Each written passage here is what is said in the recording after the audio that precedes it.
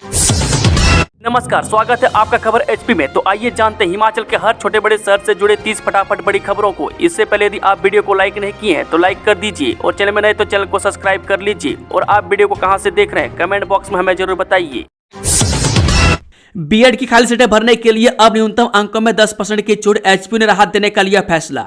हिमाचल प्रदेश विश्वविद्यालय ने बीएड की खाली सीटें भरने के लिए बड़ा फैसला लिया। केंद्रीय बीएड प्रवेश समिति ने शैक्षणिक सत्र 2025-26 के लिए बीएड की खाली 2801 सीटों को भरने के लिए न्यूनतम अंकों की शर्त में राहत दी है। बीएड में प्रवेश के लिए न्यूनतम अंकों में 10% की छूट दी जाएगी। इसके तहत सामान्य वर्ग के लिए उत्तीर्ण अंक 35% से घटाकर 25% कर दिए गए, जो कुल 53 अंकों से घटकर अब 38 अंक रहेंगे।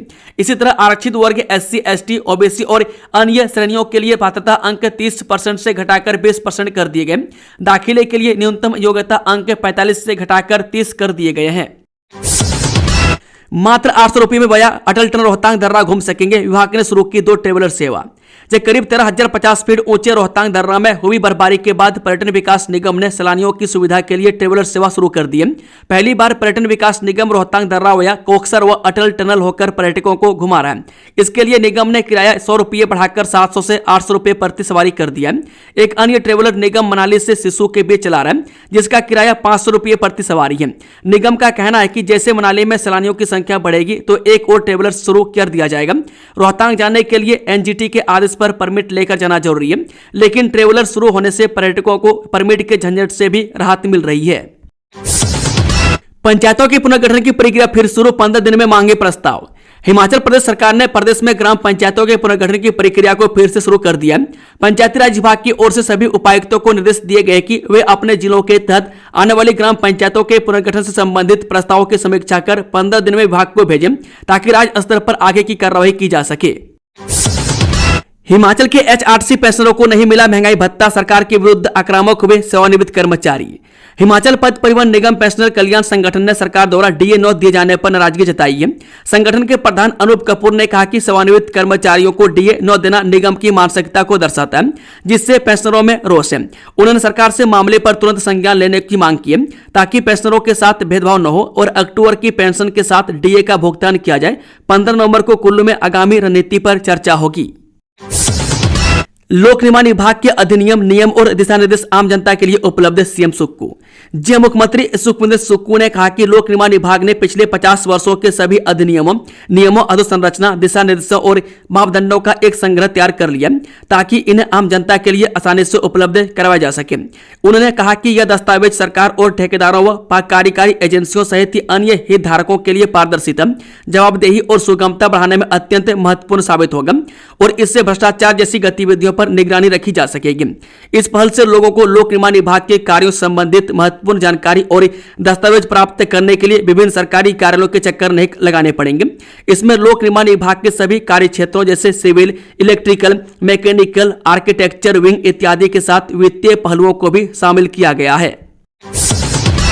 हिमाचल में फिर बिगड़ेगा मौसम, गरज के साथ बिजली गिरने व बारिश बर्फबारी का येलो अलर्ट जारी। हिमाचल में एक बार फिर से मौसम बिगड़ेगा।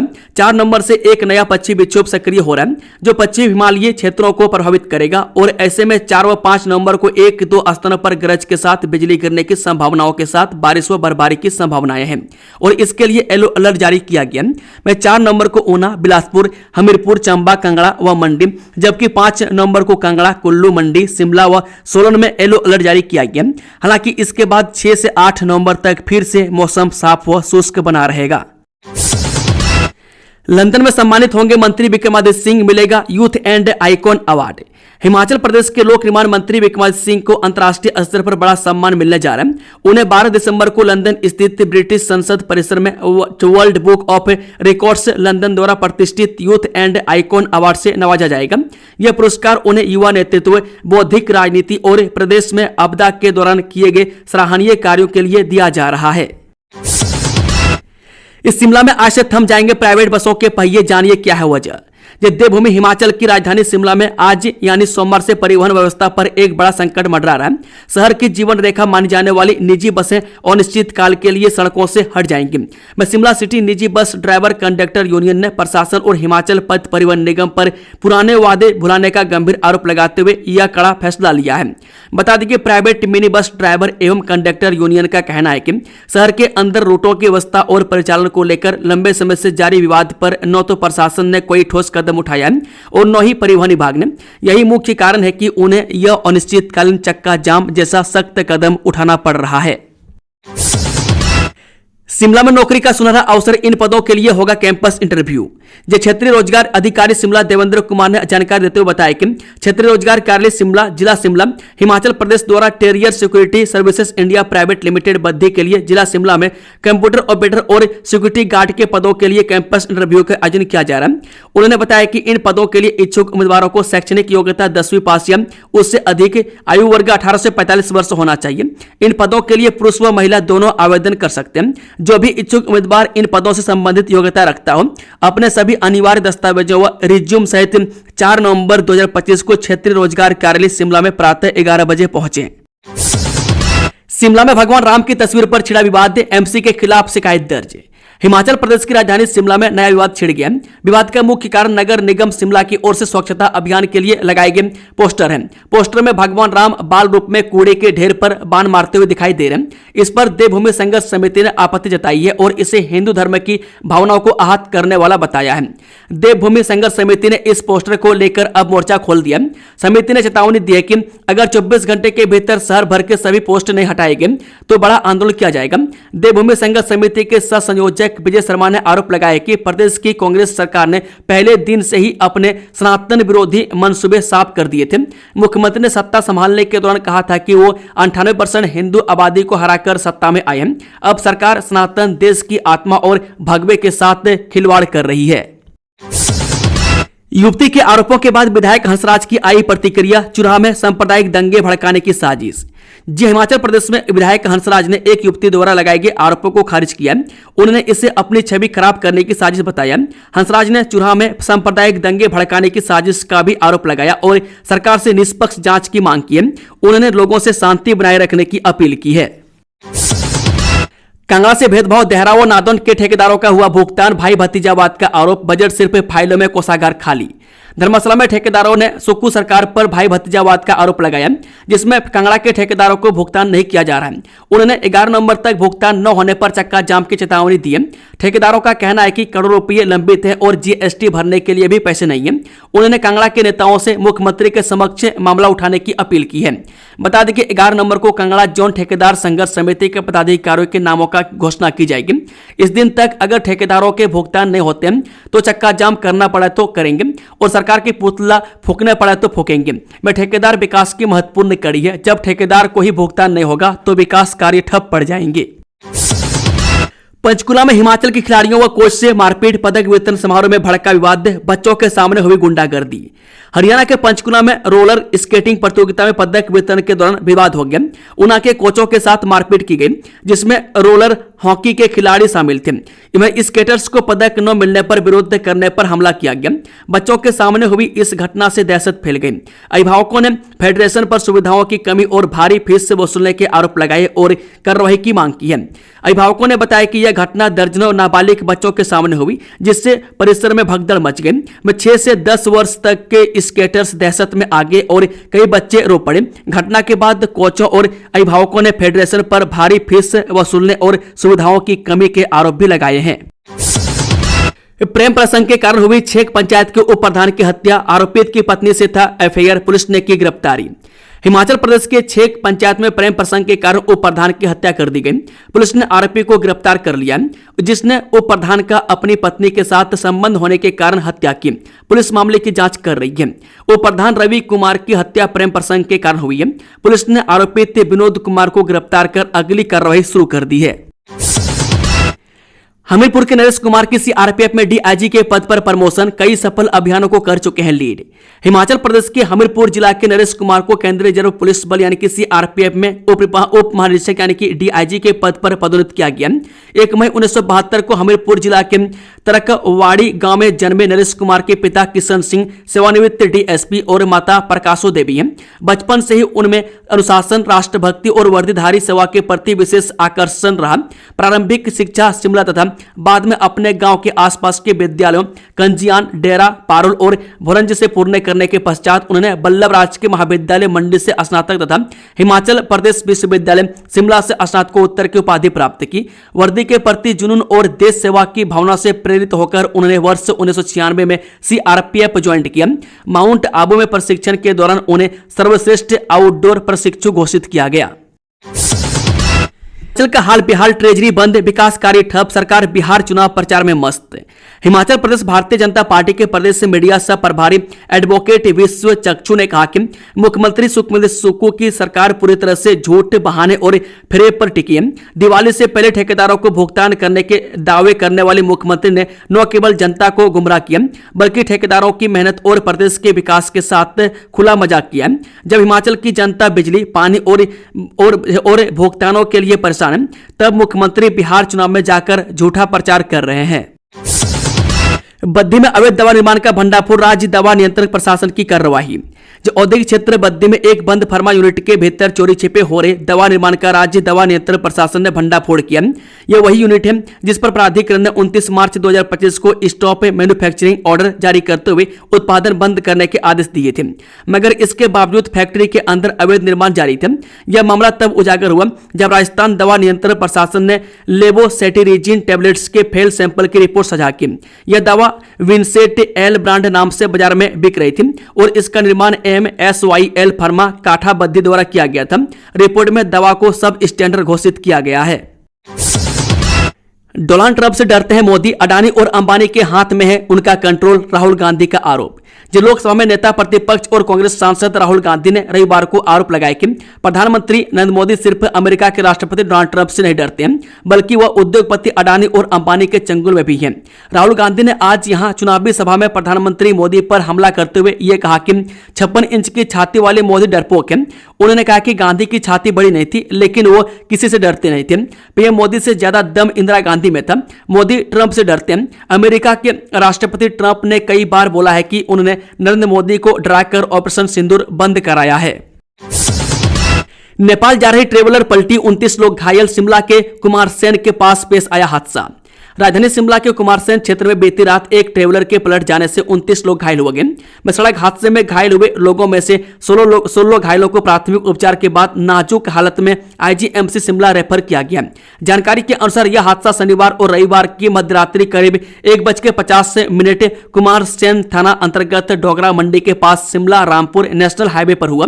ट्रेवलर रिकांगपियो से रूपीडिया नेपाल बॉर्डर की ओर जा रही थी। ट्रेवलर में लगभग 31 लोग सवार थे जो प्रत्येक व्यक्ति 2500 रुपये किराया देकर यात्रा कर रहे थे। इस ट्रेवलर को 36 वर्षीय राजकुमार नामक चालक चला रहा था। वह मूल रूप से नेपाल के जिला बांके आंचल भेरी के पालिका जीसा पानी वार्ड नंबर 1 का निवासी है और वर्तमान में जिला शिमला के ननखड़ी उपमंडल के गांव जवाल्डा डाकघर धनावली में रह रहा था।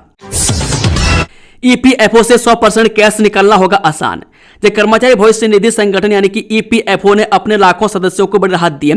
संगठन ने भविष्य निधि से आंशिक आहरण और निकासी के नियमों को बेहद सरल, सुगम और उदार बना दिया है। शिमला स्थित क्षेत्रीय कार्यालय के प्रभारी अधिकारी एवं क्षेत्रीय भविष्य निधि आयुक्त राकेश कुमार ने बताया कि अब सदस्य अपनी जरूरत के हिसाब से ईपीएफ खाते से आसानी से राशि निकाल सकेंगे।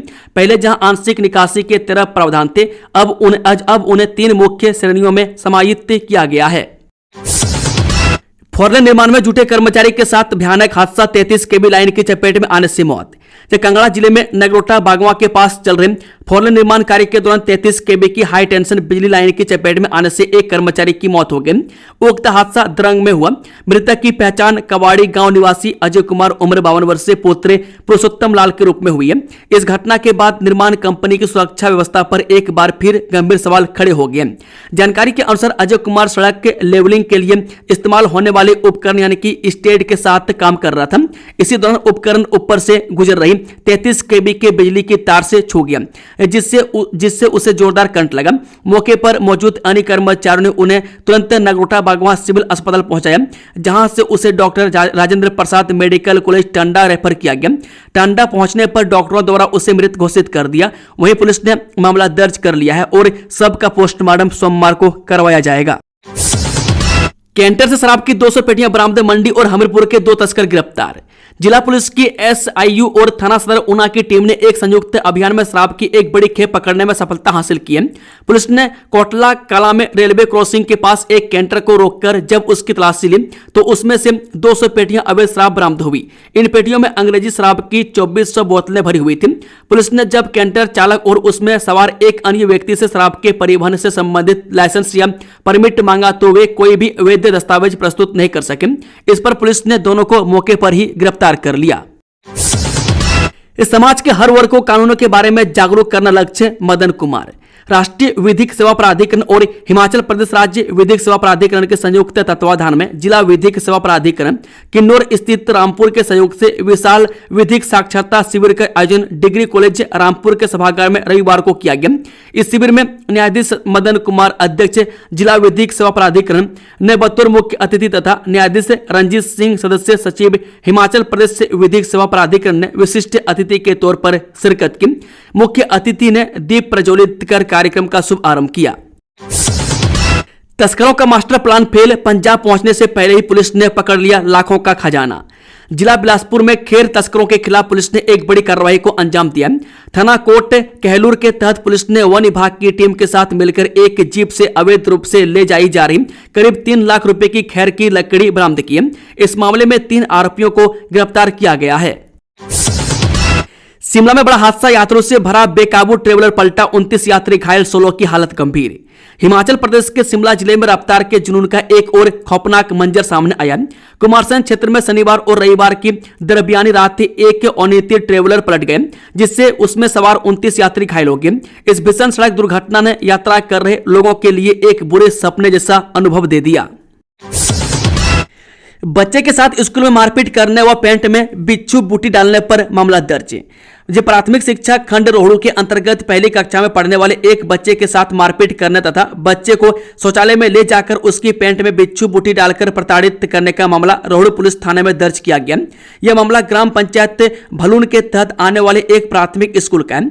उक्त मामले में दुर्गा सिंह पुत्र बालक राम निवासी गांव भलून डाकघर सुंगरी तहसील रोहड़ू ने पुलिस चौकी खदराला में शिकायत दर्ज करवाते हुए कहा कि इसका बेटा प्राथमिक पाठशाला में प्रथम कक्षा में पढ़ता है, मैं जहां पर एक व्यक्ति जिसे स्कूल के मुख्य अध्यापक द्वारा पहली व दूसरी कक्षा के बच्चों को पढ़ाने के लिए इसी स्कूल में कार्यरत इसकी पत्नी की जगह गैर कानूनी तौर पर रखा गया। इसके द्वारा उसके बेटे जेस के साथ स्कूल में बुरी तरह से मारपीट की गई है।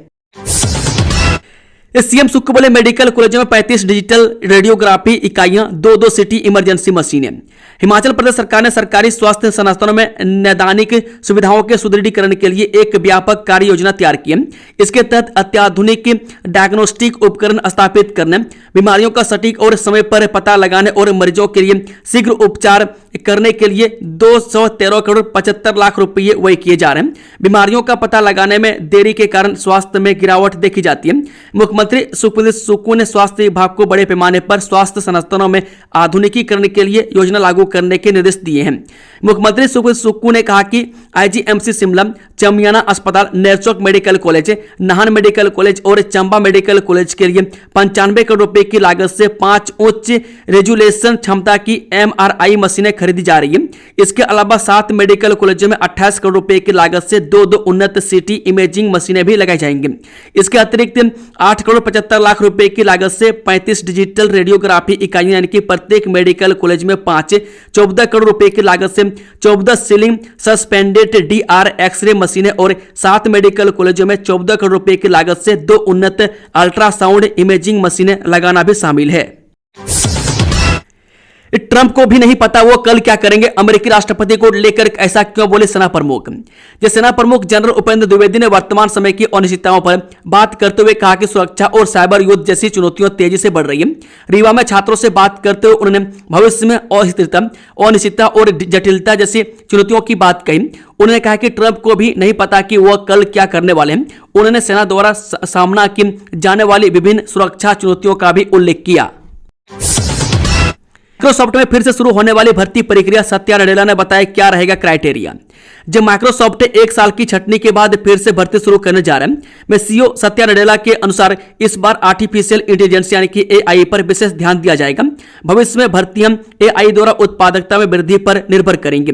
कंपनी ने हाल ही में 15,000 से अधिक कर्मचारियों की छटनी की थी, लेकिन अब एआई इंफ्रास्ट्रक्चर में निवेश के साथ भर्ती प्रक्रिया को फिर से शुरू किया जा रहा है। राष्ट्रीय राजमार्गों पर 1 से अधिक दुर्घटनाओं पर ठेकेदार होंगे दंडित, सरकार ने लिया बड़ा फैसला। सरकार सड़क दुर्घटनाओं को लेकर सख्त हो गई है। राष्ट्रीय राजमार्गों पर 1 से अधिक दुर्घटना होने पर ठेकेदारों पर जुर्माना लगाया जाएगा। बीओटी मॉडल के तहत बने राजमार्गों पर दुर्घटना होने पर ठेकेदारों को सुधारात्मक कदम उठाने होंगे। मंत्रालय दुर्घटना संभावित क्षेत्रों की पहचान कर रहा है और जल्द ही पूरे देश में सड़क दुर्घटना पीड़ितों के लिए कैशलेस उपचार योजना शुरू की जाएगी। बता दें कि बीओटी के अंतर्गत प्राइवेट भागीदार परियोजना का डिजाइन तथा निर्माण करता है तथा अनुबंधित अवधि के दौरान संचालन के बाद परियोजना को सरकार को हस्तांतरित कर देता है। सड़क परिवहन एवं राजमार्ग सचिव बी उमाशंकर ने कहा कि राजमार्ग मंत्रालय ने बीओटी दस्तावेज को संशोधित किया है। दोस्तों, खबरों का सिलसिला ही समाप्त होता है। अगर जानकारी पसंद आई तो वीडियो को लाइक, शेयर, चैनल को सब्सक्राइब जरूर से जरूर कर लें। Thank you, all the best. जय हिंद, जय हिमाचल।